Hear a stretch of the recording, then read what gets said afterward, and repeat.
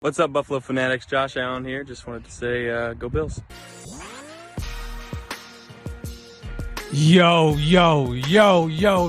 what's going on? Buffalo Fanatics in the house. What's happening, baby? Oh, it's so good to see you. So good to be with everybody. It is Thursday Night Live, baby. The Rated Rev Show. Your host, it's Rev on the Buffalo Fanatics Network. You know how it is. You know who we do it. You know how we do it and who it is. That's what I'm trying to say, baby. Smash that like, hit the subscribe button as you already pop up in here right now. What's going on, man? So glad to see everybody in here. Let me know where you're watching from. This is the roll call. This is how we do it, baby. I see everybody in here already going off, man. What's going on? So good to be here with you guys. I've got my man. Where's he at? David Abbott. There we go, baby. How you pronounce that, man? It's from Quebec. Shawinigan? Quebec? I think that's how you say it. I don't know. Forgive me if I messed it up. But what's happening? Connor Hinks, Niagara Falls, Ontario, Canada.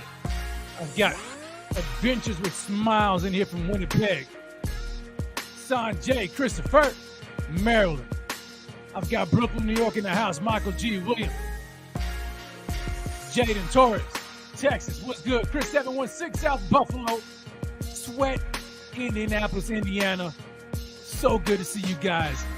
Look at this. Johnny Blaze from Dirty Jersey. Kim Betts, middle of nowhere in New York. What's up, Kim? What is happening to each and everybody who is joining us live right now? As I mentioned, smash that like, hit the subscribe button if you have not already done so. Welcome to Rated Rev. And to those who are watching the replay, what's up? This is your man Rev. And to everybody who likes to join in via podcast format, we don't discriminate. What's up to everybody as well? Man, look here. I'm excited. I am excited to be here with you guys again for another episode of Rated Rev. Look out to my man, Carlito Vasquez, Niagara Falls, New York. Cast, OP, New York. What's happening, baby? Trust the process, Bradford, Pennsylvania. Who else we got in here? My man, Chris Aileen, Myrtle Beach, South Carolina. What is happening, baby? What's happening? Brian Freedom, what's up? Oh, I got somebody from Lawton, Oklahoma. What's up, Seth and Jen? Katovi, I think that's how you pronounce it. Forgive me, or Katavi, if I mispronounce your last name. Love and blessings from Lawton, Oklahoma. What's happening? Yo, I'm excited about today's show. As you guys know, I wasn't with y'all last week. I had some things to take care of, so I missed last week's show, which was good anyway, because I'm not going to lie, I was still in my feelings. I did not feel good anyway to do that show. Not like I was making an excuse, but, you know, for those who don't know, I have a food truck, and so we've had to change some of our hours and of operations and stuff like that. So we had to make some adjustments, which is why I wasn't on last week. But on top of that, yeah, I wasn't feeling good after that loss anyway. But yo, I'm back at it. Back at it for tonight's show. Ready, locked and loaded. I've got a guest with me who's going to be joining here very shortly. I'm excited to bring him on as well. But ladies and gentlemen, boys and girls, welcome to the Bills offseason.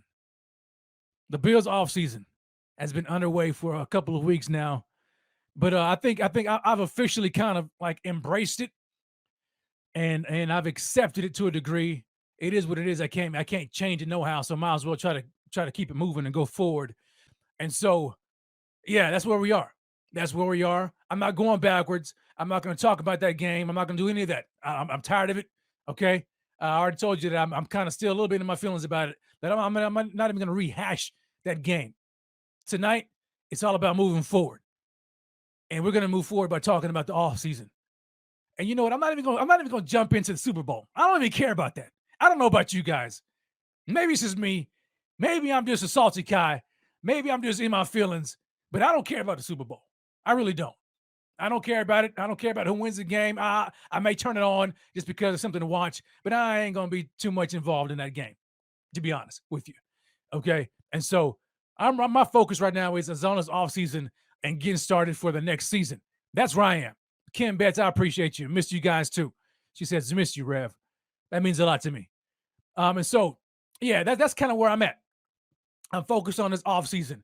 And I've got something in the works. So let me kind of tell you guys, let me introduce kind of the show and my idea going forward with the show here the next several weeks. So as you can see on the thumbnail, all right. So tonight's show is about it's a Buffalo Bills offseason primer, free agency or the draft, O line and tight end. So essentially, what this is this: I am going to start off a series, kick off a series starting tonight. It's the Bills offseason primer series, and essentially what that is from now all the way up until um, free agency starts, which I think the legal tampering period starts March the 13th. So from there all the way up until then, each and every week on the show, we are going to have a Bills offseason primer where we're going to take a look into every positional group on the Buffalo Bills, dissect it to a degree, and figure out the weaknesses on this roster and within those position groups, and then identify whether or not that should be addressed via free agency or the draft. Okay. And so we're going to try to knock out a couple of position groups per week starting tonight, which should get us right up until the Thursday night show before that Monday. I think it's the Monday. Let me check my calendar here real quickly. I think it's the Monday before the legal tampering period begins. And then that following Thursday show will be the day after the first official day of free agency, where we're going to just talk about free agency, talk about what the Bills did or did not do. You guys know what the cap is looking like. So we'll see if the wizard himself, Big Baller Bean, can make some magic happen this free agency to make some moves to improve the team. But nevertheless, so that's kind of how we're going to outline the show. So tonight is the kickoff show, and we're going to kick things off by talking about the O-line and the tight end room. O-line and tight end position. What do you think about that position groups right now? O-line is a big topic of conversation right now. And the tight end is a sneaky group as well. We're gonna talk about that, and I'm gonna talk about it with my guest. And so we're gonna talk about that and figure out what they should do. Should they address that situation or that position group via free agency or the draft? And I want to hear from you guys as well. So drop your comments in the chat. You know, this is an interactive show. This is how we do it. So drop those conversations and those opinions in the chat. And to those who are watching who are listening via podcast format, you can still interact with the show. Just go back on the replay, drop your comment in the chat as well. And I try to do my best to comment or to reply to everybody who comments on all of my shows. I love being interactive with you guys. All right. So that's what we're going to do tonight. Are you guys ready for that? I hope you're ready for it, because ready or not, here we go. I'm ready for it. I'm excited about it. But before we get into that, and before I bring on my guest, I want to talk about some breaking news around the Buffalo Bills. But hold on. Matter of fact, just put a pin in that real quickly. I want to say something else about these shows. What I'm going to try to do here in the offseason, we'll see how it goes, is I want to try to have a shortened version of Rated Rev. So we're trying to, my idea is to not go over an hour. 45 minutes, is ideal. Okay. We just want to hit it with some content, get in and get out. Okay. And then as we get closer and closer to the season, we'll of course extend it. But that's the goal. Okay. That's the goal. So hold me to it. 45 minutes to an hour tops tonight. All right. So now let's get into some breaking news around the Buffalo. If you have not heard, the Buffalo Bills have made a new addition to the coaching staff. Sean McDermott has hired Al Holcomb to be the new defensive assistant for the Buffalo Bills. Now, if you're like me, you probably didn't have a clue as to who Al Holcomb was until recently, right? Until they decided to make the hire and they made it public and whatever. I'm gonna be honest with you guys. I had no idea who he was. I think I've heard of the name before, but I didn't really know, specifics until like yesterday. And so today I've been kind of diving into it a little bit. So, yeah, he's a new defensive assistant. You say, well, Rev, that's just a defensive assistant. Like, what, significance does that hold? Well, I'm glad you asked that question, because I think it says a lot. Well, maybe not a lot. Maybe it says a little bit about a couple of things here. And I'm gonna bounce this off of my guest here that I'm gonna bring in here shortly as well. And it brings me to this. What does this addition say about Eric Washington? Eric Washington, is a D-line coach for the Bills, but he also holds or had held that dual title of senior defensive assistant / D-line coach. Well, now Al Holcomb comes in here, and he's the new senior defensive assistant. So what does that say about Eric Washington? Does Eric Washington get a demotion?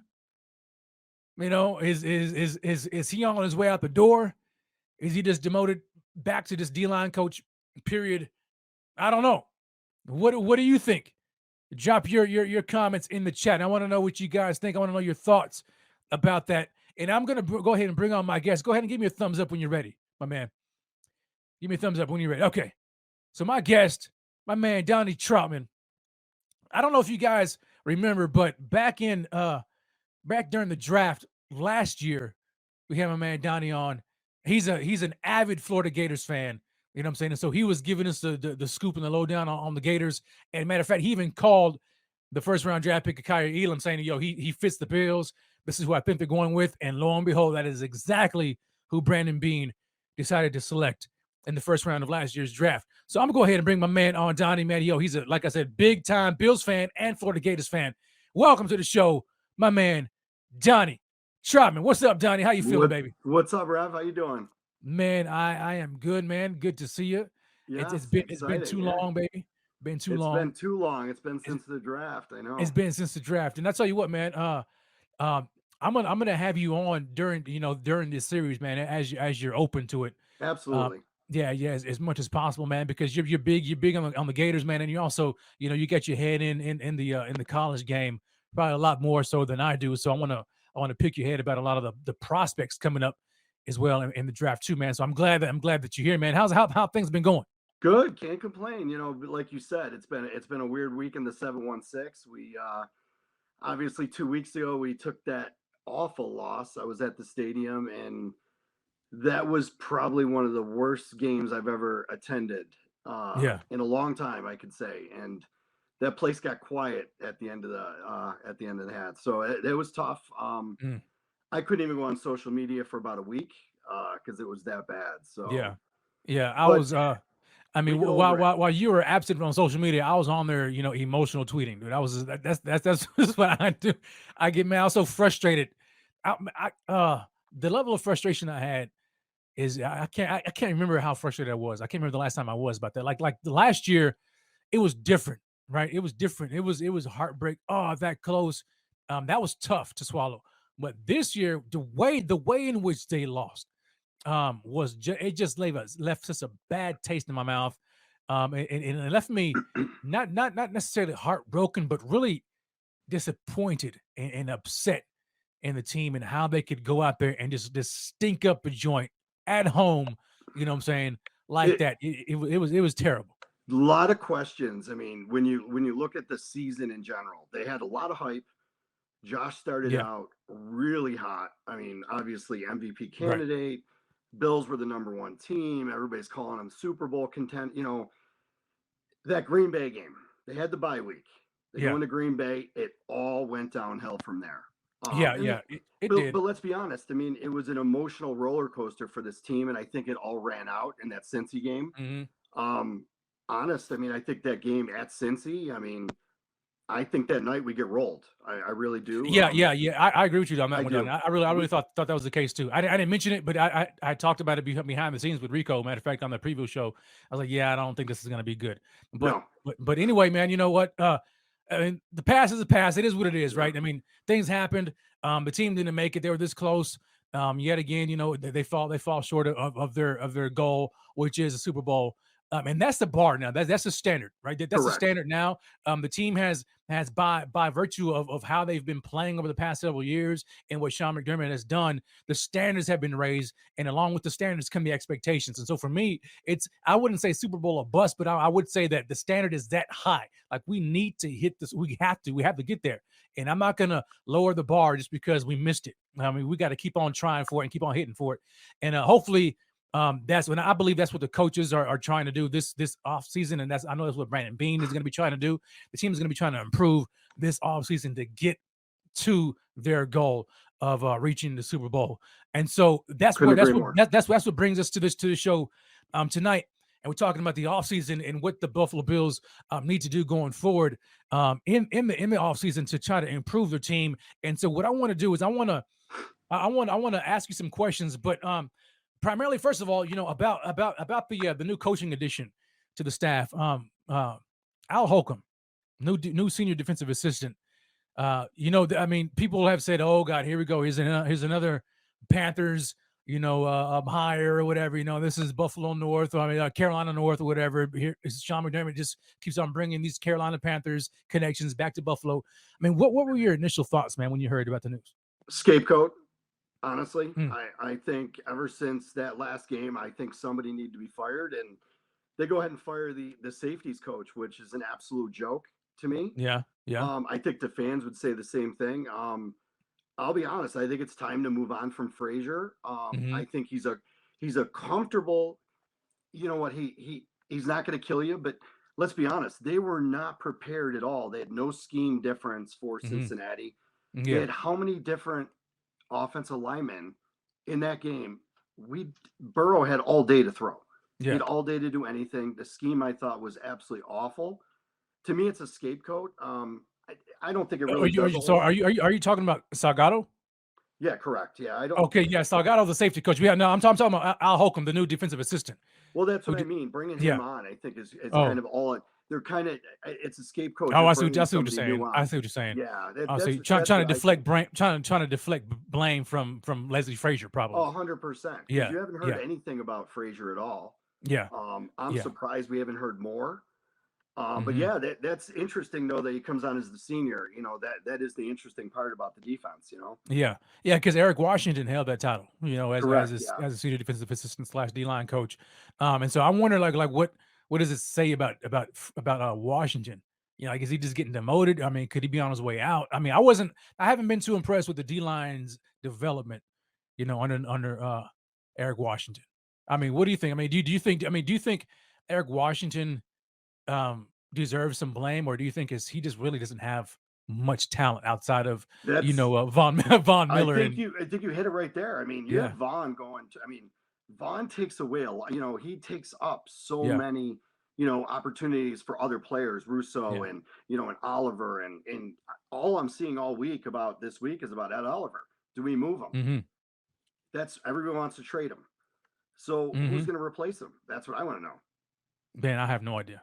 Exactly. I have no idea. But as a former top 10 pick, I mean, I expect way more than Ed Oliver. I expected him to be a dominant force in the interior of the defensive line, and he just has not been that. I mean, he's flashy, right? I mean, here and there, he may flash here and there, or he may streak, but he's just not that dominant force, especially when you look at some of the defensive linemen that were on the board available to them, when they decided to select Ed Oliver. So I don't know.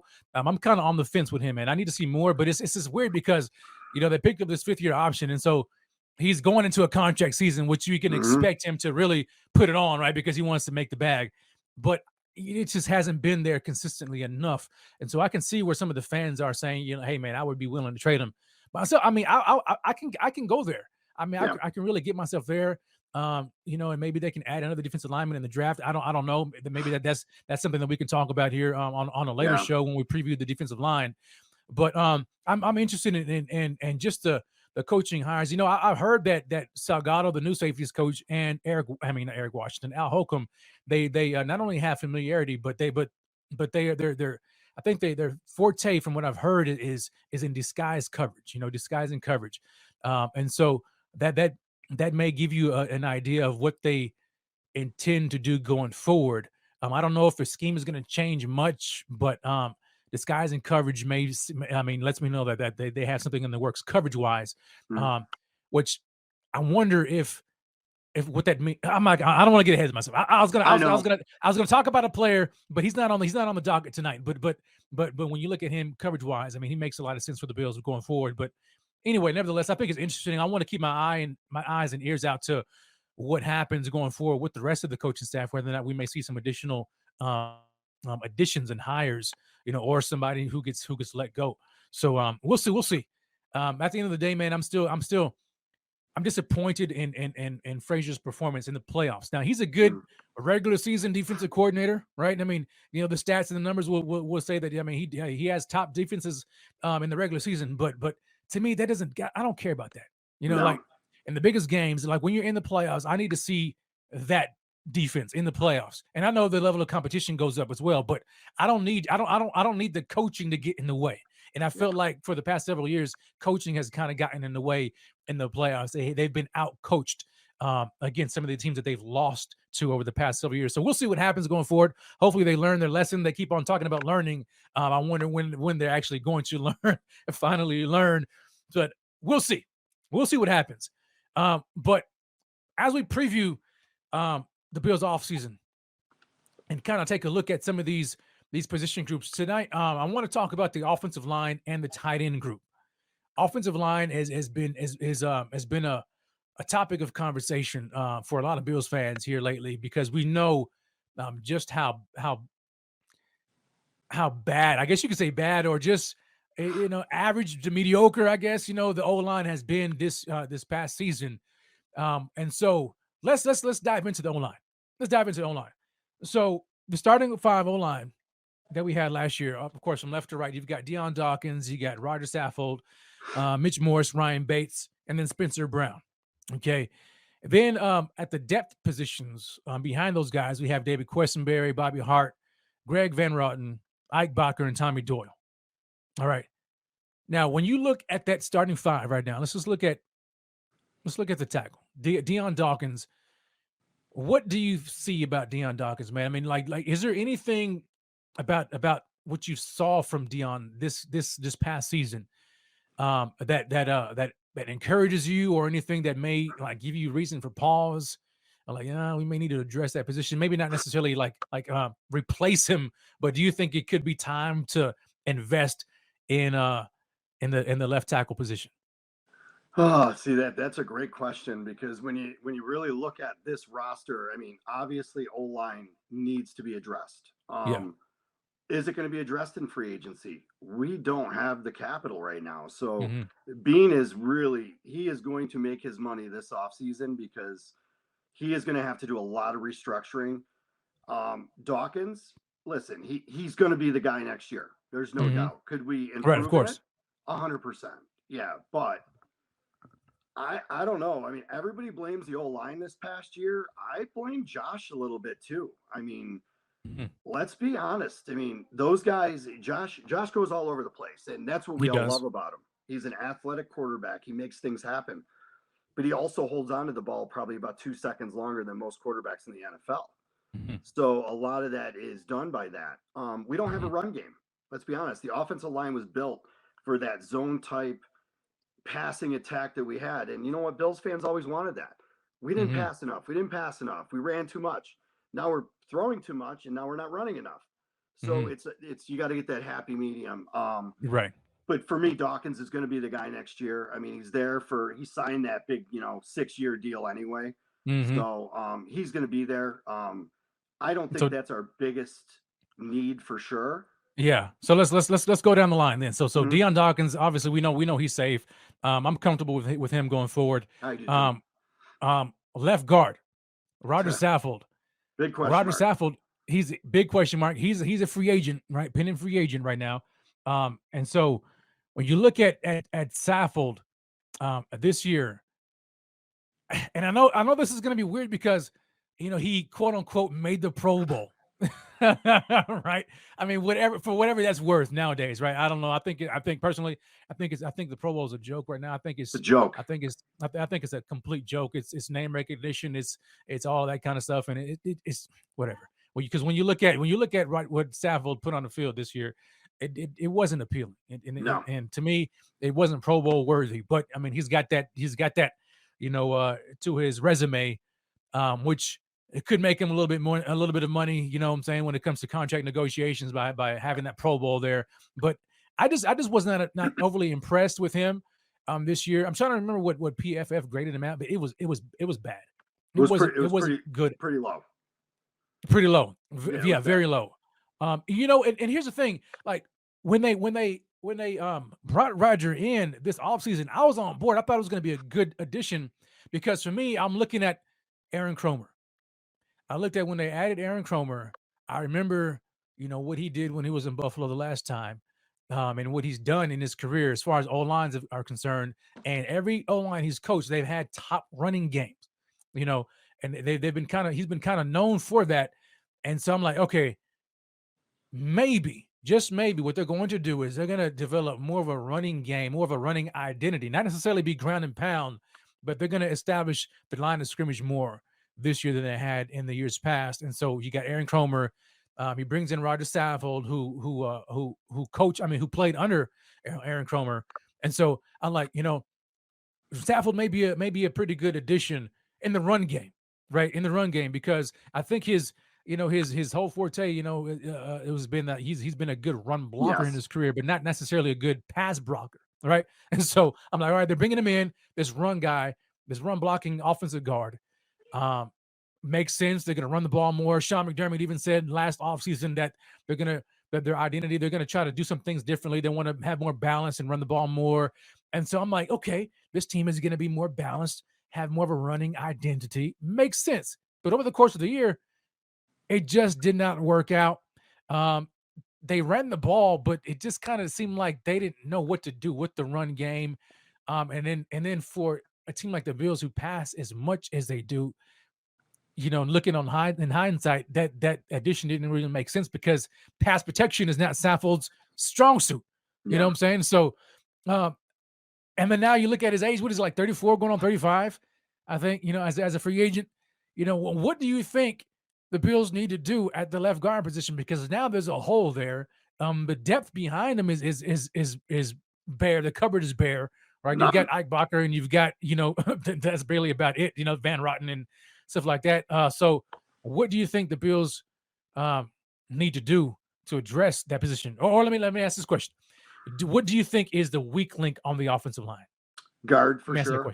Guard for sure. I would say guard for sure. And then I would probably, with a close 1A, 1B, I would say right tackle. So that's but guard's got to be done. I mean, I think if you look at what we have signed for next year, it's just not enough right now. So we're going to have to, and I don't see it being the first day, second day, first week of free agency, but I think it's going to be one of those tier 2, tier 3 guards to bring in that can compete for that starting position. Or maybe they do bring back Saffold. He did say right away that he wanted to come back. I bet he did. But yeah, of course, because he didn't have a good year. I wasn't big on the signing when it happened because you hit it right on the nail. 46 was the grade I saw somebody just write on Saffold. Tennessee was a power running team. He was there. He had Derrick Henry. They're running north-south. They're running north, north-south the whole time. Our team is not like that. It's more the zone. He's gonna, on the shotgun. They're doing more of the RPOs. That's not his game. That's not his game. So it didn't make sense for that. I will tell you though, since I am a Gator fan, I would love to sign. Now hold on. Oh, no, wait, hold on. Yeah. Don't get ahead. Don't get ahead of the game yet. We'll touch on those prospects here in a second. I already know where you're going with that. Some people in the chat have already mentioned it. But when you talk about the O-line scheme or the running scheme, I get it. I'm with you, man. But I thought that when they brought in Cromer, I thought they were going to have a different run scheme.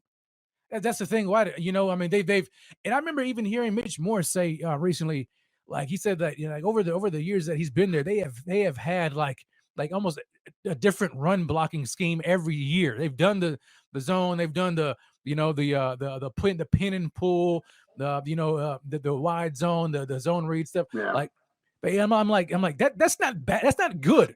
That's not a good thing. Like they need to have some sort of identity across the O-line, especially in the run game. What do they want to be? And who do they want to be? And it seems like when you look at the O-line, it seems like they have just a mixture of guys that don't really make sense, or they're more athletic, but they try to be power team, but they and they don't run a scheme that fits their skill set. Because when you look across the line, you got Deion Dawkins, who's very athletic, but Saffold is not an athletic guy. He's more of a power guy. You go across, you can look at the center, Mitch Morse, extremely athletic, probably one of the most athletic centers in the league right now. Get him in space, he's lethal. right? You get Bates, right guard. He's athletic too in space. And then Spencer Brown, as terrible as he was in pass protection, you get the guy in space, he can move. I mean, He can. he had a perfect RAS score coming out, right? I mean, the guy is extremely athletic, but it just didn't seem like the run scheme or the blocking scheme matched the skill set of the O line. And so I'm curious. I'm like, man, what are they gonna do? Like, I think that's what they need to before they figure out. Okay, let me bring this player or that player. I think they need to solidify their identity up front, who they want to be, what kind of run scheme they want to have first and foremost, and then try to find players that fit that scheme. Or you may just have to, if you have an idea in mind, you may have to look at the talent that you have and be like, okay, we can't run that. So let's make some switches and some changes. And so that's kind of my idea about it. I agree with you though. Going across the line, I think right tackle is a weakness. So when I look at the weaknesses on the O line, I think guard first of all, right, left guard, specifically Roger Saffold, free agents. There's nobody else really behind him. Then I look at right tackle with Spencer Brown, right. Young guy, but he's third? This is second year? Was this his third year? So he's going into his third. So going into his third year. Going into his third year. And now you year. let Brent. Yeah, and you let Brandon Beane tell it. I mean, he makes kind of excuses for him. He especially in that end of the year presser, he's like, he was hurt this year, and and then his rookie year he came from, that small school, and so I'm like, okay, yeah, whatever. Okay, just stop making excuses for the guy. The guy, I mean, I get it. There's a learning curve, but come on, man. Like it was bad. It was beyond bad this year. And maybe I'm underplaying it. Maybe his injury that he sustained in the offseason, I think it was a back injury. It was. Maybe it did have a much bigger effect on his game this year than I'm willing to give credit for. I don't know, but all I know is that it was terrible. Like Josh Allen, it seemed like he had next to zero time in the pocket, especially off the right side. When you look at where Josh was flushed, man, it came right off that right side or up the gut, on Roger Saffold. It was bad. And I feel bad for Josh because I'm like, man, if he had more time, especially at the right tackle position, maybe certain things would have gone differently. I'm not willing to put all the blame. I'm not putting all the blame on Spencer Brown, but I am saying that he just was not a very good asset on the O line, and we didn't have anybody else, that could come in and really compete. And I mean, because we saw what David Quessenberry looked like in spot duty. He was awful. Okay. And Tommy Doyle on IR, he was injured, so we didn't really have anybody. So we had to stick with Spencer Brown, and it was bad. And then we look at the center position, and we got Mitch Morse. I think we're good there. I love him, but you have to take into consideration his concussion history. 100%. That to me is to me would be the driving force behind bringing on a center this offseason. In the event he sustains one more concussion and he decides to call it a career. I mean, that's all it takes is one more, and he says, you know what, I can't do it anymore. This is it. And we're left out hanging out to dry. So I think Brandon Beane needs to address those three positions at any particular order you call it. I mean, guard. I mean, you can just say interior O line, right? Because I think when you look at Bates, you can flip him to left guard if you need to, right? But I just think the guard position needs to be addressed. Center needs to be addressed. And then right tackle. Now, let me ask you this question, Donnie. Yeah. Right tackle. Do you think, and before we address whether it's via free agency or the draft, do you think the Bills need to find a right tackle to replace Spencer Brown or to compete with him?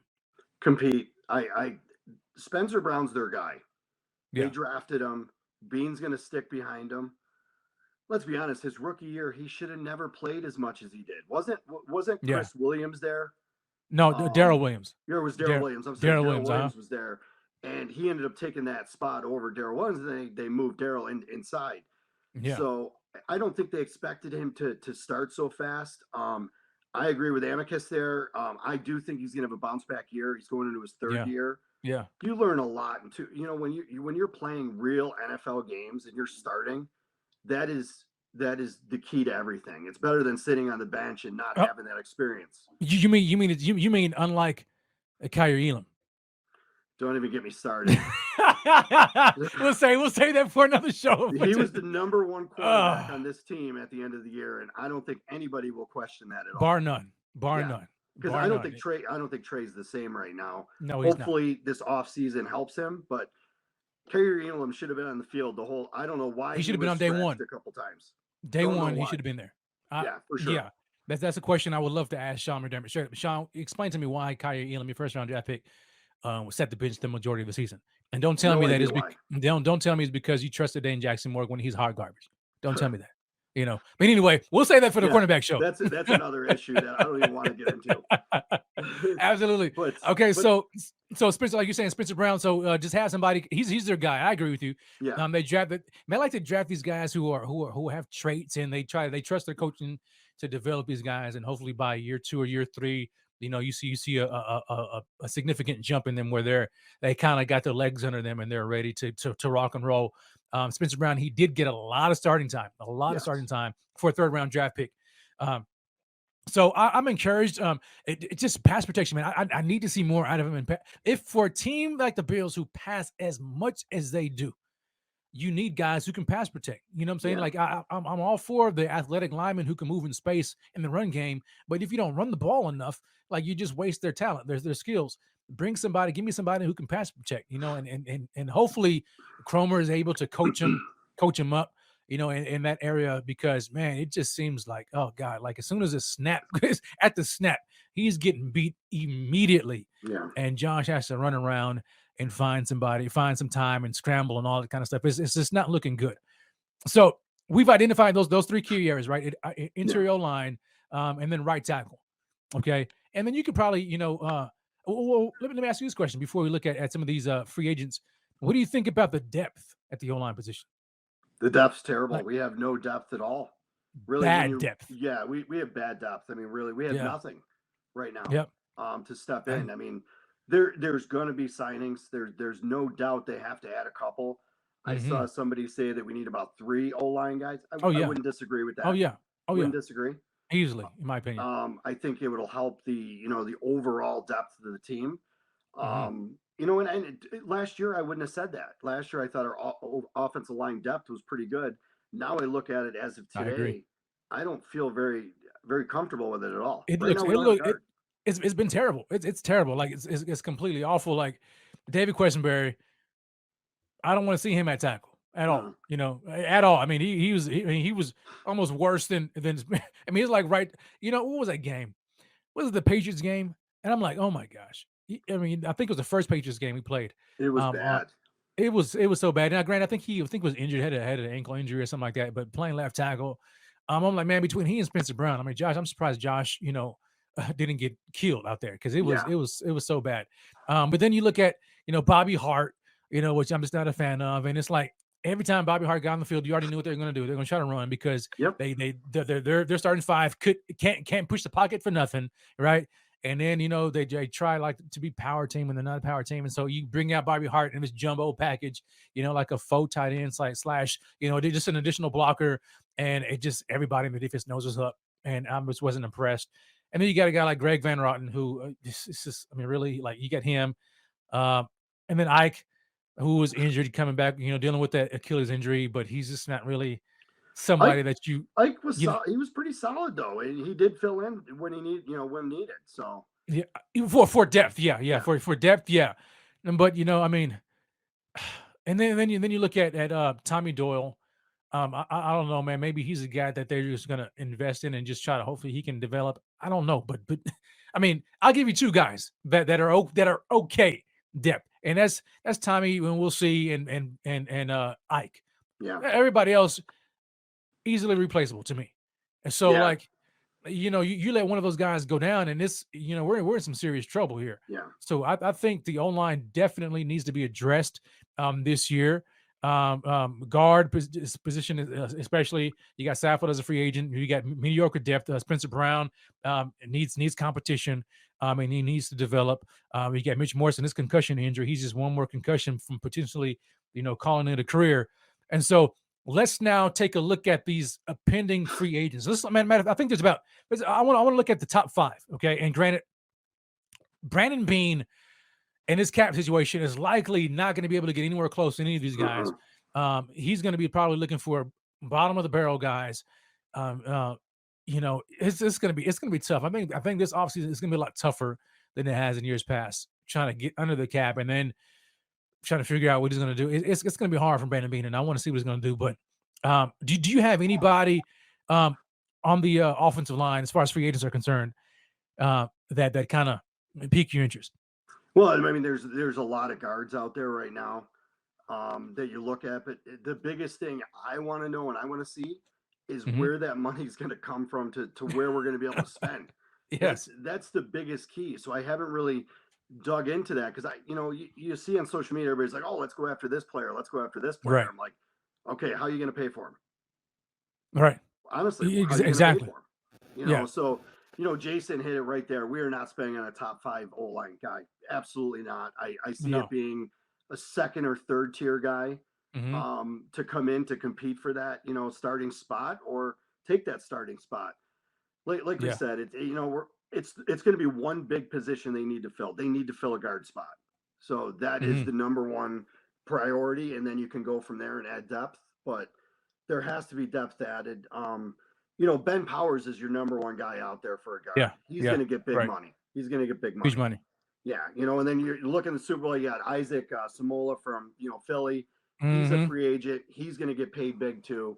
So, I mean, those are your 2 big names right now when you look at your interior guys. But I think we're going to be in that West 15 to 20 range on the, on the rankings, so for guys. But, Cleveland's going to lose their guy too. Ethan Puck, he's their center, but you can't pay that much in the interior when you're already paying a guy that we let walk, Wyatt Teller, which that's another conversation for another day.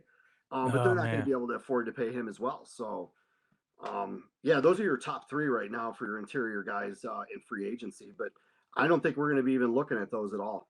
No, not at all. I mean, there's a guy from the Commanders, West Schweitzer, guard there. Spot Track has him $13.8 million average annual salary, market value 4 year, $55 million. What about bringing Cody Ford back? Oh no, I know. No, absolutely not. Absolutely not. He's a free agent. I'm like, no, he is a free agent. No. I don't even think he would want to come back. No. I mean, but maybe if he wants a job, he'll come back. But heck, no. I mean, he was bad, and proved to be bad even in Arizona. Evan Brown from Detroit, Dalton Reisner, another one from Denver, Nate Davis from Tennessee. Like there's some guys, but I just don't think that. I don't think the Bills will be in the market now. There is one guy who they might look into, Trey Turner. Let me see here. Remember Trey Turner? He played for the Panthers. I know, right? Carolina Panthers. That's all right. But hey, man, but he played when Sean McDermott was there. I'm trying to look at his contract right now, but I'm pretty sure he's a free agent this year, and he plays guard. Let me see here. I'm trying to pull him up here to see what they say about him, because I want to know his age. Let me see here. Oh no, I'm sorry. He played with the Commanders. Yeah, he played with the Commanders this past year. But yeah, he'll be 30-year-old free agent. Let me see here. Spot Track. I'm trying to check his market value. It's very $2.6 million. We'll be able to. We're going to have to be in that range. Yeah. 2 year, $5.3 million. That's his market value on Spot Track right now. And he has familiarity with Sean McDermott because he played in Carolina when McDermott was the D-line. I mean the DC there. So that's the name that we could. Buffalo Fanatics, what's going on? This is Pierre the Kingpin, and I wanted to talk to you today about Cigars International, which is the ultimate destination for premium homemade cigars. Known as the industry leader, Cigars International offers the largest selection, unbeatable prices, and a customer service experience that's second to none. Whether you're new to cigars or a seasoned vet, Cigars International makes enjoying cigars easy, approachable, and fun. Cigars International is the go-to retailer for all things cigars, with the biggest selection of premium homemade cigars available anywhere. Cigars International offers unbeatable deals and discounts, making it easy to stock up on your favorite or try something new without breaking the bank. With fast free shipping and their 100% satisfaction guarantee, you can shop with confidence knowing that Cigars International stands behind every order. They have good relationship with vendors that helps provide great low prices. Whether you're new to cigars or a seasoned pro, Cigars International makes it easy to find the right cigar with helpful guides, staff reviews, and expert advice. It's not just about cigars. Cigars International also offers a wide range of accessories and more to elevate your smoking experience. Check out the great deals every day at cigarsinternational.com. That's cigars, CIGARS, international.com. Use code FANATICS at checkout for 20% off your order of $50 or more, plus free shipping. Or visit www.cigarsinternational.com/fanatics, and the discount will automatically apply. Again, use code FANATICS at checkout for 20% off your order of $50 or more, plus free shipping. Or visit www.cigarsinternational.com/fanatics, and the discount will automatically apply. Mint is still $15 a month for premium wireless. And if you haven't made the switch yet, here are 15 reasons why you should. 1, it's $15 a month. 2, seriously, it's $15 a month. 3, no big contracts. 4, I use it. 5, my mom uses it. Are you playing me off? That's what's happening, right? Okay, give it a try at mintmobile.com/switch. Upfront payment of $45 for 3-month plan, $15 per month equivalent required. New customer offer first 3 months only. Then full price plan options available. Taxes and fees extra. See mintmobile.com. If you're a maintenance supervisor at a manufacturing facility and your machinery isn't working right, Grainger knows you need to understand what's wrong as soon as possible. So when a conveyor motor falters, Grainger offers diagnostic tools like calibration kits and multimeters to help you identify and fix the problem. With Grainger, you can be confident you have everything you need to keep your facility running smoothly. Call 1-800-GRAINGER, click Grainger.com, or just stop by. Grainger, for the ones who get it done. Because we all know about the whole Carolina to Buffalo connection and things like that. And then when it comes to penny pinching, which is what Brandon Beane is going to have to do in free agency this year, Trey Turner could be a guy that we think about here in free agency, because I think they might be able to swallow that type of a contract there for a 30-year-old guard. I mean, I would be more inclined to get him over, probably bringing Saffold back at 34, 35. Yeah, so I'm going to throw another guard out there too at Arizona. Yeah. Will Hernandez. I'm very familiar with him anyway. Oh yeah, I think he'd come around that $4 million range. He was he's actually an ex-Gator. He's very good at pass blocking as well too. That was one of his strengths. But I think he could come at a pretty fair amount, 4 to 5 range. I think we could budge that with everything going on. And there's going to be restructures. There has to be, because that's the only way they're going to be able to compete at a high level again. So I think we're going to be in that range. I think we could spend up to 4. I mean, they didn't want to pay Bates what he got, and they had to. They had no choice. They couldn't let him walk. Absolutely not. Absolutely not. And looking at what he did for them, I mean, as soon as Bates, I mean, unfortunately, like we were talking about Ike Baca earlier, but when Baca got injured and Bates got in the line, it just looked completely different, Yeah. And so they had to cough up that coin. I'm glad they did though, because I really like Bates. Yeah, so do I. For the offense, he's a very consistent player. James comes in with the super chat. James, I appreciate that, man. He says, "Yo, how about we trade Ed Oliver for an offensive lineman?" Whatever they can do, man. Right? Because I think for me, like, O-line O-line has been, in my opinion, I don't know if I would say severely, but it almost up there, where they just have not invested enough and done enough to really solidify that position group, right? I mean, and I think that Brandon Beane would even agree, because I mean he's mentioned about the whole Wyatt Taylor situation, and he even said that at one point, I remember him saying that he regrets not giving Josh the O-line he needed when he first drafted him, And so, which is why, when you go back to, I think, what is it, the 2019 season or 2020 season, when he just revamped the whole line and brought in, Mitch Morris and Quentin Spain and those guys like that, Darrell Williams. So he's trying. I think he's trying to play catch up, but it's just he just hasn't really hit on an offensive line, and especially for a team and a staff that harps on how the game is won and lost in the trenches.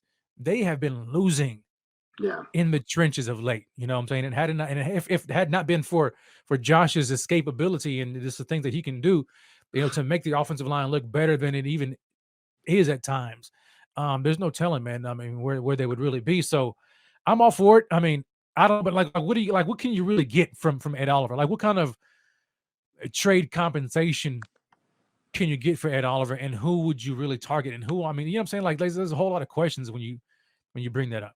I mean, it's easy to throw it out there, but I don't know. I think James is on a good point, though. I like that. I've been reading quite a bit about that. I've heard a lot of it on WGR. A lot of fans have been talking about that. It's not a bad idea. I mean, you get one of the middle of the road. You're dumping a salary. You're not going to probably pay him the year after. Yeah. Let's be honest. Oliver's a guy. He needs a one technique next to him to be able to succeed in a defense. He gets eaten up by those guards in the centers, and the inside guys. Yeah. So he doesn't have the beast to him. He doesn't. Look at Jones was out that game against Cincinnati. He got eaten alive. Our defensive line was awful when he wasn't in. Right. So trading him to try to get a draft pick or an offensive lineman, not a bad idea. Try to look for an interior guy. So and then you're dumping a $10 million salary. Right. But it's player for player trades, man. Yeah, it's not that easy. Player for player trades are very rare. You know what I'm saying? Like nowadays, it's not Madden. No, it's not. And then like who's gonna? I don't know how many teams are gonna be willing to part with an offensive lineman. You know what I'm saying? Like those are premium positions. Like you find you a good offensive lineman, you keep him. For an undersized, underwhelming former first round draft pick in a defensive line like Ed Oliver. I don't know. Maybe they find genie in the bottle. Maybe they get lucky. But I definitely think that Brandon Beane, he needs to turn every leaf, man. He needs to do whatever he has to do. I mean, pull all the rabbits out of the hat that he has this offseason. But O-line needs to be addressed severely this offseason. And so now that we've kind of touched on free agents, we know they're not going to go against the top tier guys, and so we could look for some of those bottom tier guys, and we know that Brandon Beane's MO is really to try to fill as many needs as possible in free agency, and then so he's not, when he comes to the draft, he's not being desperate, right? And so he may try to fill a plug and play guy here and there. But let's talk about these draft prospects right now because that's what we need to focus on. And we'll run through these. And you tell me some of the guys that you have in mind here. So Rev, I'm gonna stop you real quick. So we're talking about the free agents real quick. Is Buffalo's a destination now? So you might get some of those veteran offensive linemen that might come to want to play with Josh. I mean, people want to play with Josh Allen. Let's be honest. Yeah. Buffalo is a big destination for people to play now. They love they know the fan base. They know how it is. Everybody talks about it. It's one of the most exciting places to play. Opposing fans, our home team, obviously. So it might be a place that we could bring those guys in, and not have to pay and overpay. Now, where say 10 years ago, we had to overpay everybody. We had to overpay Mario Williams. We had to lock him down just so he wouldn't leave the city, and gave him everything. So it's different times here in Buffalo now. So I think that we might be able to find somebody in that lower tier that might want to come at the end of their career and be a playoff team and a possible Super Bowl. So that's where I'm gonna leave it on the free agency. Yeah, I agree, and we'll see what happens, man. We'll see what happens. But now in free agency, not free agency, in the draft, here's some draft prospects that we can kind of look at or kind of have our ears plugged into. Going out here, I've got and you can tell me some of your guys too, Donnie. I already know one of them. Okay, Yeah. So we got Peter Skronsky, offensive tackle for Northwestern, 6'4", 315. Okay, Paris Johnson, Matter of fact, I'm gonna go in order of ranking that they have. Yeah. I think it's from Draft Buzz. I think they have. This is just the O-line prospects. They got Peter Skronsky from Northwestern, Osiris Torrance, the guard from Florida. Okay, 6'5", 337-pound behemoth man. Okay, Paris Johnson Jr., tackle from Ohio State, 6'6", 310. Broderick Jones, tackle from Georgia. And tell me when you guys kind of you sense the trend here. Okay, Yeah. Broderick Jones from Georgia, tackle, 6'4", 310. Anton Harrison, tackle, Oklahoma, 6'5", 315. Dwan Jones, tackle, Ohio State, 6'8", 375. Kind of reminds me just looking at the size of Mekhi Becton, that kind of guy, that size. Andrew Voorhees, guard, USC, 6'6", 325. And there's a couple of other guys kind of in between there. The trend that I've been seeing so far, when it comes to just like the O-line prospects, is a lot of tackles. Yeah. A lot of tackle prospects, but only maybe like a handful of top guard prospects that would probably go in the top 100 maybe or so. Mm-hmm. The top guard prospect right now by a lot of people. You go ahead and tell me. I'm going to go ahead and let you do it, baby. Go ahead, Down. Tell me who it is, man. So I've been telling people for weeks now. Yeah. That at the 27 spot, I would love to see Osiris Torrance because let's be honest, if anybody's done any research on him, so he only played 1 year in the SEC. Mm-hmm. He ended up he came with Billy Napier, the coach that came from Louisiana Tech. He actually transferred over to the University of Florida. First year in the SEC, everybody's like, "Oh, he came from there, and he's not going to fit in the SEC." No, he absolutely dominated. He didn't allow one sack in college. Yep. I don't think if anybody knew that, he never even allowed once in 47 starts a quarterback knockdown. Mm-hmm. So tell me you don't want that guy as your interior lineman. So he dominated the Senior Bowl. I remember watching a lot of guys. They said, watch for Torrance, watch for Torrance. I don't think he's going to be a 27 now. He's moved up that much. I was hoping he was going to be there. Yeah. Yes, that's my guy. I mean, I've watched every start this year. I followed him. Nasty guy, great attitude, great team player. So that's the guy that we just said. Yeah. Well, they have a Florida, the Buffalo Pipeline now open, with Kyrie Elam. So hopefully they've been doing no doubt they've been doing their homework on that guy. And I'm curious though, so like what type of scheme do you think he fits best? Because a guy that big, is his scheme versatile? Yeah, he is. He can move too. I mean, listen, they had a very, very active quarterback in Florida too, Anthony Richardson. And so he was moving around quite a bit too. So Torrance moved quite a bit. I mean, he's an athletic kid. He can move. I don't see there being a problem, but I'll be honest with you. So we're talking about guards. I don't know where Skronsky is going to be from Northwestern. I don't know if he's going to be a guard or a tackle. Yeah. Everything I'm hearing is he's going to move inside. Okay. They don't think his arms are long enough, or he's not. He doesn't have that long body that they look for in an offensive tackle. So I think those two are going to be your guards in the first round. I think he'll end up being a guard. Move around. Okay. Yeah. Okay. So, I like that. You're right, though, guard. And when you get into I'd say late second to the fifth round, you're going to find those interior guys that are going to be able to fill in for depth and possibly be starters. But those are your two studs right there for sure. Yeah. I agree, man. I've seen a little bit, and I haven't really gotten, heavily involved in the draft yet, and so I'm not familiar with a lot of the guys. But Torrance is a name that's been out there, and it's going to be hard because those guys, that's a premium position, man. Like offensive line, you get tackles and you get guards. Like those are premiums. They typically go fast and early in the draft. Now, the only thing that I'm hoping for the Bills is that, when I listed those top O-line prospects, there's a lot of tackles on that list. And so hopefully the tackles go first and they push down, some of those guards. But I don't know, man. The closer and closer we get to the draft, I don't know. Brandon, he may have to make a move. Yeah, but here's the thing. This is the year we have to keep our picks. We can't move up. They need to really hit this draft as a home run. I honestly, if say Torrance goes and the offensive line and the guards move, Mm-hmm. they're going to probably go another direction. Let's I pivot. mean, Uh-huh. you could argue with so many people. I have safety very high on my list. Mm-hmm. Some people think I was crazy, but if Poyer's gone, obviously you got Hamlin. Johnson's Yeah. going to be a free agent. You're left with Hyde. That's it.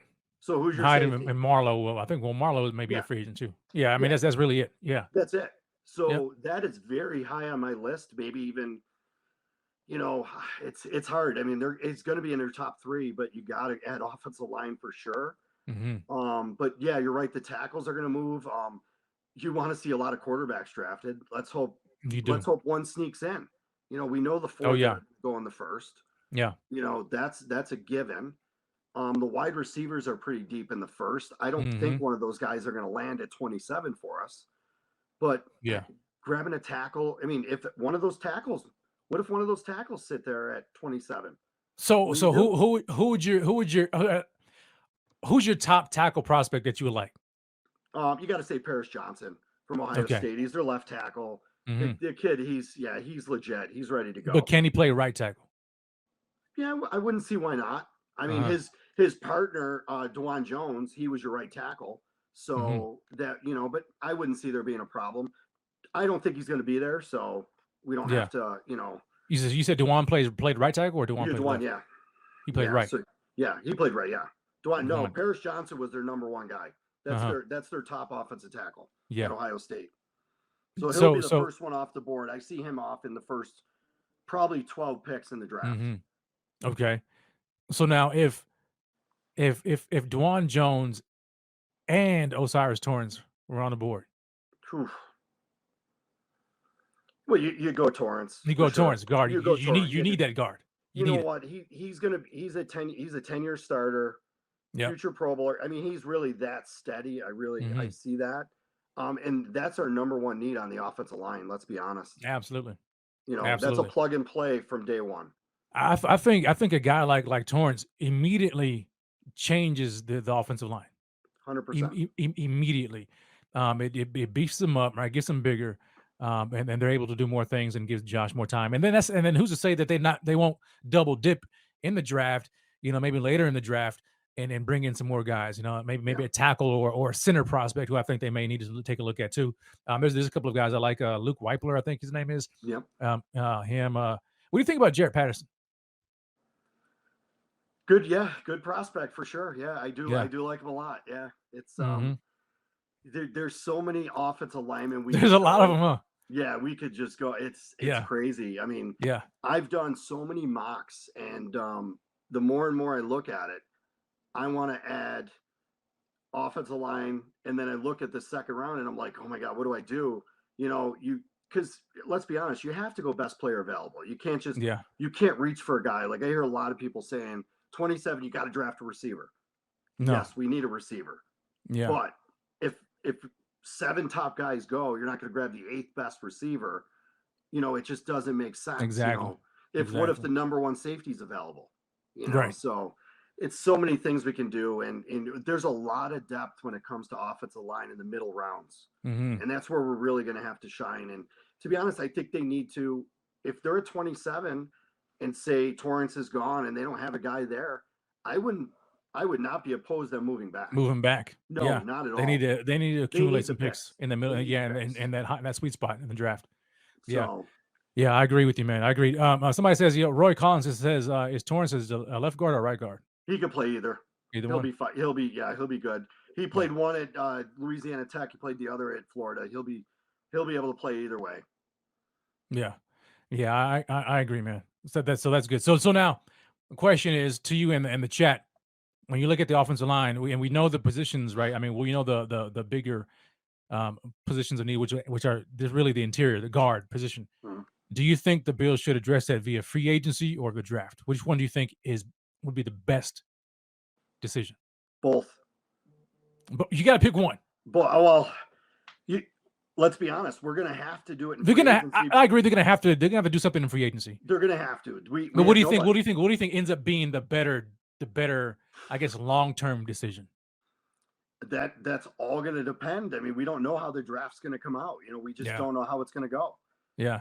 So you really you look at the draft as being, you know, that buffer where that's where you're adding to the spots that you couldn't get in free agency. But Mm-hmm. they're gonna have to grab a guy in free agency. There's no ifs, ands, or busts. Right now, we do not have a But if guard. Torrance is there and they're able to get Torrance, it would be the draft. Oh, 1,000%. Yeah, hands down. Yeah. Yeah, Yeah. I tend to agree with you, man. I would lean towards the draft. I mean, they're gonna have to address it in free agency because they're not going to go into the draft blind with this glaring hole and then feel desperate. You know, they're not. That's just not how Brandon Beane does things. So they're going to have to use both. But I do think that probably the ideal way in which they grow and they develop the line for the future is going to be via the draft. They have to hit on that. Okay, now we are, man. Look here. Forget my time. Okay, forget my time because I knew when we got to talking about the O-line, man, it just wasn't going to happen. Okay, it was good in theory, but squash all that. Okay, so let's move on. We got another position we want to talk about, and that's the tight end. That's the tight end position. Okay, in the tight end position, Adam says, "Yo, any Super Bowl predictions?" You know what, Adam? I'm gonna be honest with you, man. I could not care less. Okay, I don't care. I really don't care, and maybe that's just me being you know, like I said earlier, a little salty. I hope the Eagles smash him because I don't like the Chiefs either. All right, but I'll defer to Donnie. Maybe he has more of a better attitude about the Super Bowl than I do. I'll be honest with you. I really like Kansas City in the Super Bowl. You give Andy Reid 2 weeks to prepare. You give Patrick Who do you Mahomes want to win? 2 weeks. Who do you want to win? Who do I want? I really don't care. Yeah, I don't care. I honestly, I could care less about Philly. KC obviously is an AFC team.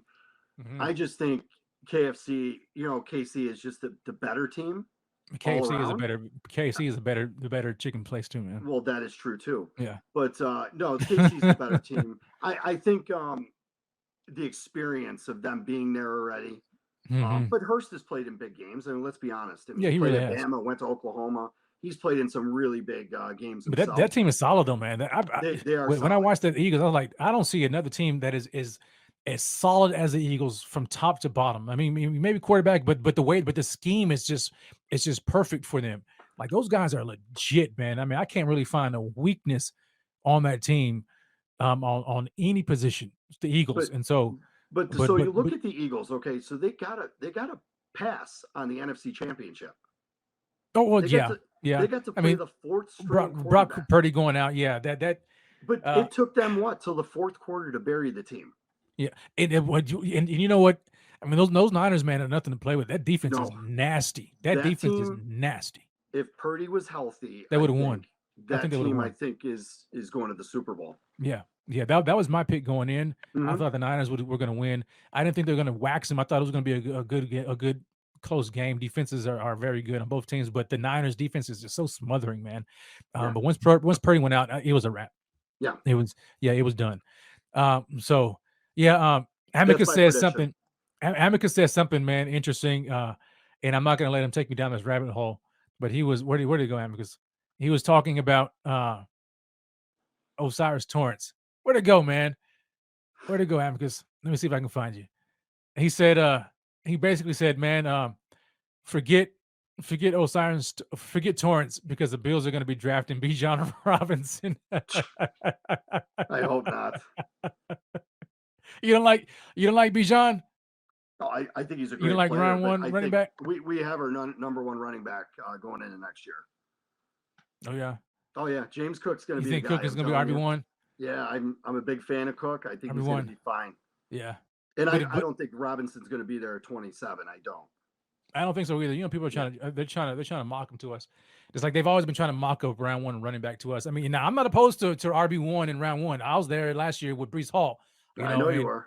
I mean, I loved me some Breece Hall, man, and we see what he did this year before he tore his ACL. But for me, this team just doesn't run the ball enough to really have that kind of guy. You know what I'm saying? So I think we'll be okay with James Cook and somebody else. Maybe they can get a late round guy. But anyway, we'll say the running backs for the running back show. Yeah. So let's look at the tight end position, man. So obviously we have Dawson Knox and then Quentin Morris, Tommy Sweeney. Okay, those are the tight ends that we have on the roster.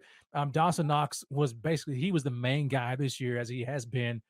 But you know what was interesting when I looked at the position is And I'm sure you remember this though, because it kind of gives me an idea as to what the Bills envisioned for the position going into the 2022 season last year. Yes. In free agency, they went out and got OJ Howard. Mm-hmm. Okay. And so you had rookie OC and Ken Dorsey, and then you brought in Aaron Cromer, and then you had Sean McDermott talking about protecting Josh Allen at the during the combine press conferences, he and Brandon Beane, and talking about revamping and rebranding themselves offensively and having more balance, and so it kind of gave you an idea. Okay, they're gonna be more of a running, or not necessarily a running team, but just running the ball more with more of an identity. Here they bring in Roger Saffold. Then they bring in a guy like OJ Howard, okay, who we know, a big body, big, strong tight end, run blocking tight end who can actually catch the ball as well and provide that other option at the tight end position. So going in with two tight ends, right? He's like, oh, okay, so they're going to be running maybe more 12 personnel, more of these two tight end looks offensively, right? Well, you know what happened in camp? OJ didn't cut it. Okay, he just was a shell of himself. He got cut, and the Bills just said, screw it, forget it. We're going into the season with Dawson Knox. Quentin Morris was flashing in camp, right? And that was basically it, right? And so I think that this year they had an idea for that position. I think they wanted to do so much more offensively with two tight end sets than they were able to do this year. I don't necessarily think that OJ Howard flaming out was enough to say, well, they just scrapped the plan. I think in the back of their mind, they still want to do it. They just have to find the right player in which to insert. So when we look going forward, we look at the tight end position. First of all, I mean, do you agree or disagree, Donnie, about them trying to add another tight end to the roster? Not just a depth guy behind For Dawson. sure. I'm talking about a legitimate tight end to play on the field, two tight end formations who can both run block and go out and catch passes along with Dawson. No, I agree with you. I mean, that was, I think, the plan going into the season. Adding Howard, I was excited about it because Me too.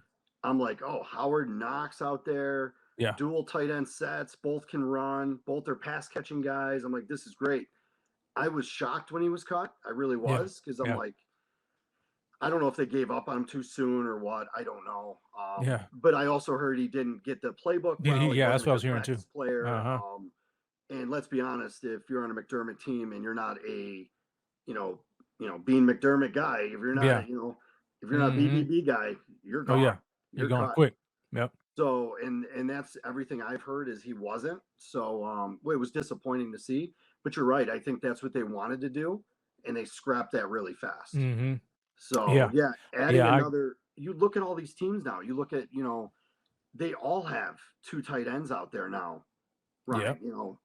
It's basically a mix off of the wide receiver, because you get those mismatches, So I think that's what they wanted to do. I would love to see it added. I don't know where it's going to be added. Well, let's talk about it now. Now let's get into it. So let's talk about the free agent tight ends that are coming available. There's some names that you all are probably familiar with. You've got Dalton Schultz, right, out of Dallas. Okay, Evan Ingram. Okay, he's a free agent. Austin Hooper, right? You got him. Robert Tonyan from Green Bay. Hayden Hurst. We know him well, right? More recently, Cincinnati tight end, right? And then you got a guy like Mike Gesicki in the division. Okay, free agent. Now, let me just look at these guys' market values, okay? Because let me start at because they're going to command some pretty big money. So Mike Gesicki right now, Spot Track, they have him $8.2 million. Okay, average annual salary. Your $32.8 million contract. I think there's no way in the world. No. As much as Brandon Beane may want to add, I love Gesicki. I absolutely love him. I think he would be so perfect in this offense, alongside Dawson Knox.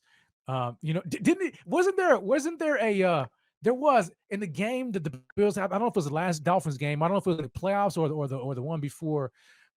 There's a clip at the end of the game. Mike Gesicki goes up to Dawson Knox and they're talking, and the camera caught him, the audio caught him, and Gesicki mentioned to Dawson that he, something to the effect of, "Well, I'm glad that you. I mean, at least you're in a place where they're using you."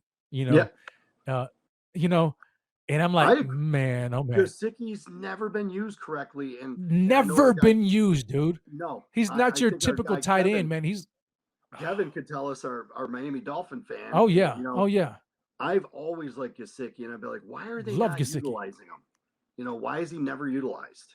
So, Oh man, dude, I love him, man. And just thinking about like what could happen if he played for us. I mean, he's still fairly young, right? 27 years old.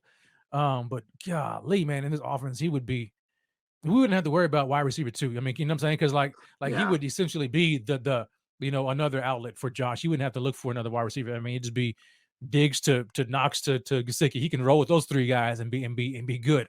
But we know reality wise, that's probably not going to happen. no, Right? it's not. He's gonna command. These tight ends are getting much paid. money. These tight They're ends gonna are get getting paid, man. now. I mean, look at Yeah. Knox. Knox is making what, 12 million a year now? 12 plus, I think. Yep. So, Yep. Those guys, man. I mean, just the guys I mentioned, Gesicki. He's a lot of money. Dalton Schultz, Evan Ingram is a guy that but I mean, coming out of Jacksonville, but his market value right now is $9 million on Spot Rec. And so I'm like, dude, golly, man, it's crazy. These guys are gonna make a lot of money. If I was Ingram, though, I would stay put where I'm at. I think that's a great situation for him with the young quarterback Trevor Lawrence. That kid has I think Jacksonville is on the come up, man. They are. I mean, they started out terrible, and I'll tell you, they got the right coach there. Lawrence has got his head on straight. They got a nice team. They got a good little defense. I think that's going to be a tough team for us down the road. Here's another guy. Here's a guy. You had about O-line. You had brought up a guy in Cody Ford, right? Used to play with the Bills. I shot that down like, no, we don't want Cody Ford. But here's another guy that saw that's available. He's free agent this year. Tyler Kroft. Wow. I mean, he was okay when he was with us. Yeah, yeah. I mean, he's 30 years old, right? But he's a free agent, man, and he's gonna be so cheap. Like, incredibly cheap right now. You can probably get this guy, I mean, you can get him for probably the vet minimum right now. Yeah. So I mean, I would not be opposed to bringing somebody like him back, just to fill out the position, and then maybe double dipping in the draft. You know what I'm saying? But I like the idea of Kroft. Something Philip says. He says, no Tyler Kroft. Yeah, I mean, I'm saying, man. I mean, he wasn't bad. He wasn't bad. I don't know anybody else. I'm trying to look in free agency, man. Is there anybody that you think could be somebody that they would look? Jesse James, I remember him from when he played in Pittsburgh. You know what I'm saying? But now he's in Cleveland.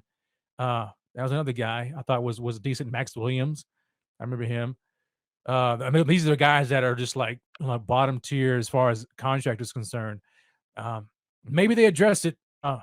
Maybe they don't. I don't know, man. OJ Howard's still there. Maybe they decided to dip back in the well and bring him back. Hopefully, I don't know. As much as I'd love to add to it, to the position, I think that's going to be on their back burner. I really do. Oh yeah, I don't necessarily think it's a position of high need, but but you have to consider though. I mean, you only have Dawson Knox, Quentin Morris, and Tommy Sweeney.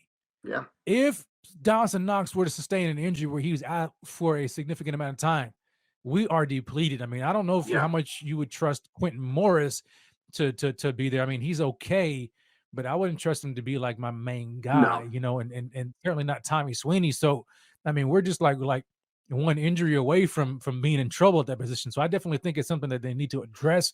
Maybe not necessarily, on high investment, whether it's free agency or the draft, but they do need to address it. There are some guys, man, that I'm very interested in though in the draft. I was looking at some of these guys. Man, these guys, some of these dudes, man, look very good, man. Like, do you have anybody? I mean, I'll defer to you. I'll let you give me your list, or give me a few guys that pique your interest. That are coming out. You know what? There's a lot of guys in that second to third round area.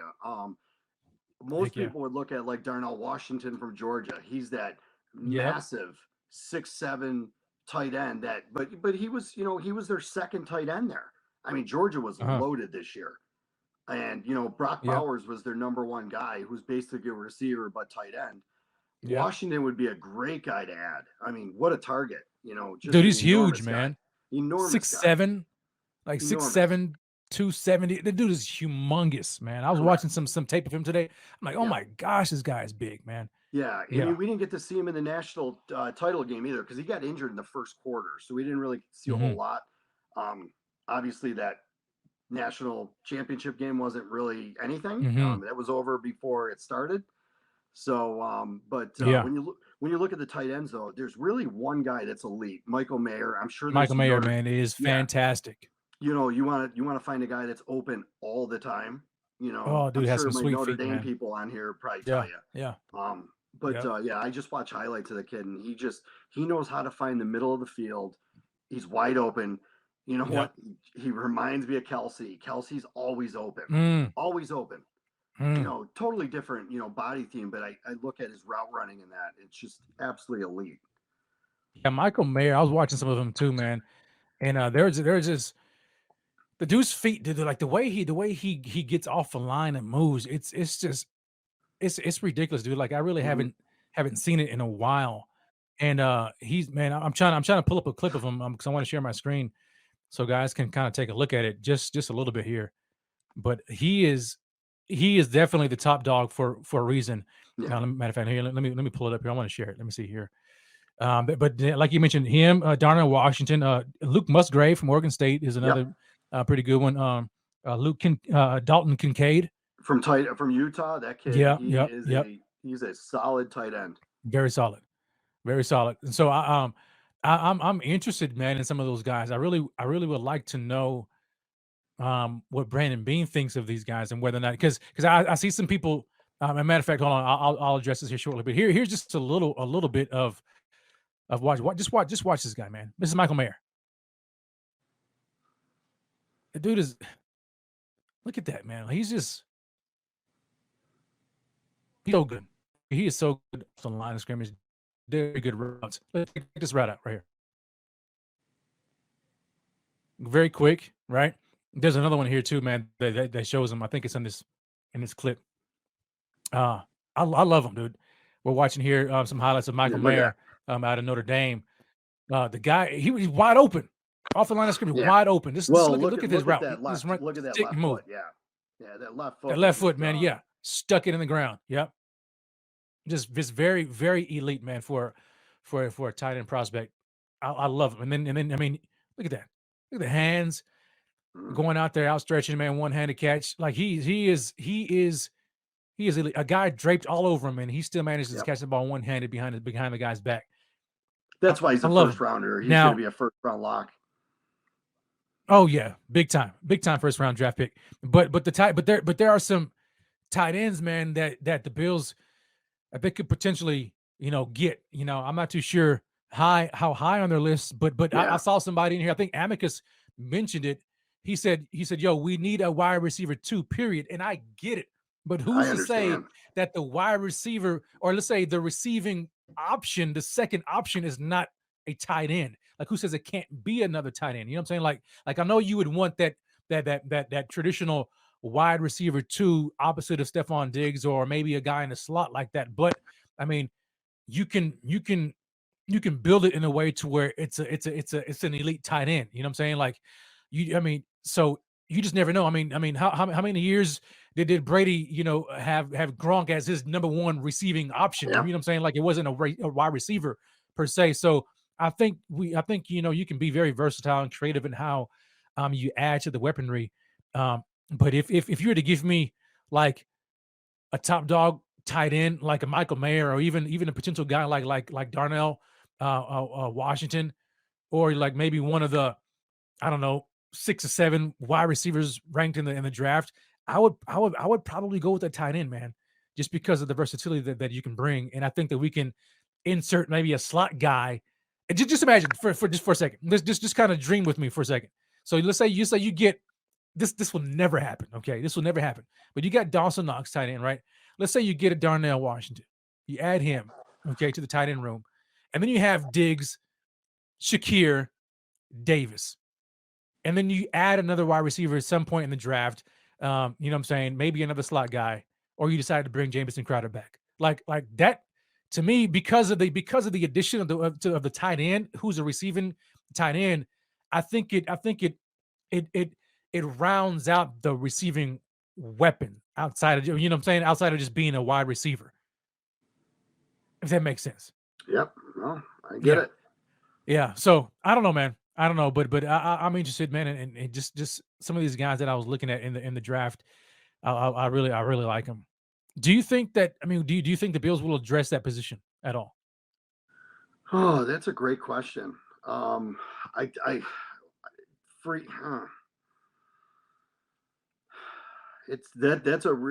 a good question. I really don't know if they're going to address that. I think there's just so many other like important needs on this team right now that I think that's going to get pushed to the side. Sure. Yeah, I think it'll get pushed to the side as well. I don't think they're going to go into next year with the same three that they have right now. No. I don't think so. I mean, Jason says, Jason Suggs says, Dorsey showed no interest in using one tight end. Why would we go with two? Well, I get that, but because they signed a tight end in free agency last year in OJ Howard, so they evidently had a plan for two tight ends.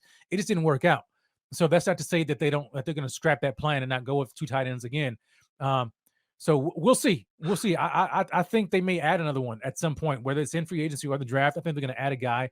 I wouldn't necessarily think they're going to get a guy high or a high investment guy, but I am of the belief that they will address that position here going forward. So, guys, I mean, Donnie, man, look here. Now we've been in here, man, an hour and 25 minutes, and so what we're going to do is we're going to end the show right here, okay? Because in the coming weeks, man, we've got a lot of positions that we want to talk about. We've got obviously the defensive line we're going to talk about. We've got the skill positions, the sexy positions, right? Running back, wide receivers. We got all those we're going to talk about. And so all the way up until free agency or the legal tampering period when free agency starts. I think it's like March the 13th, I think. We're going to be talking about that. And I'm going to have my man Donnie on here as well as some other guests coming through here periodically. So, and I appreciate you guys for tuning in, man. Thanks so much, man, for joining us, for even being a part of the chat, man. So many guys here in the chat have been putting their input in. I appreciate that. To those who are watching the replay, shout out to you guys, and those who are listening via podcast format, I greatly appreciate you. So, man, Donnie, before we head on up, man, is there any parting words, man? Any last thoughts that you have that you want to share with anybody? No, I appreciate you having me on. It was great to talk. It's great to talk to everybody out there, all the Bills fans. If you're not following me on Twitter, though, hashtag is up there. Man. Follow. I'm one of those guys with Buffalo Fanatics that are on the back end of it. I've been there for years, but go ahead and follow me. And I love talking college football, love talking Bills football. So thanks for having me on. Anytime, Donnie. Anytime. And you guys make sure you give my man a follow, man. Great guy. Great follow. Love his perspective. Huge Gators fan. Hopefully there's another Gators pipeline. Hopefully we see another Gator or two coming out of this draft, man. Man, imagine. Oh, dude, is there any Gator, another Gator outside of Osiris Torrance that you think the Bills would have an interest in? Maybe the safety. They have a kid, Torrance and Dean would be two guys I would look at safety wise, probably later in the draft. I'll tell you the one Gator that I think could have a big career. I think he came out a little too early was Anthony Richardson. Reminds me a little bit of Josh Allen. I think he needed to stay one more year. And he came out, but he's going to be a top 15 pick no matter what. But watch that kid down the road because he's got all the tools in the world. Sounds good, man. Well, guys, again, appreciate you so very much, man. Tune in next week, man. We're going to be here same time, same place. We got a lot we're going to talk about. Make sure you stay locked right here on Buffalo Fanatics. Do us this favor. Smash that like, hit the subscribe button if you haven't already done so. And look out for my man Rico tomorrow night. Rico report live. He's going to be doing his thing like he always does. And then enjoy the festivities, man. I don't know what you guys are doing for Super Bowl. I don't know, Super Bowl party, or is there like a Super Bowl, like a meal, man, Donnie, a go-to Super Bowl? This is what we do every Super Bowl. Is it like a tradition that you guys go with? We're doing some stuffed banana peppers. And you know what? I don't know the rest of the menu yet. I got to talk to the wife about that first. Oh, nice, man. Yeah. I love banana peppers. Never had a stuffed one before. What do you stuff it Mhm. with? It's got a little gorgonzola, breadcrumb stuffing that goes inside. It's a big buffalo thing here in Western New York. So we'll be rolling with those. Probably do some wings, but got Yeah, to ask the big boss what we're gonna have I for the understand. true meal. So Yeah, I'm probably gonna go with the wings too, man. yeah, You can never go wrong.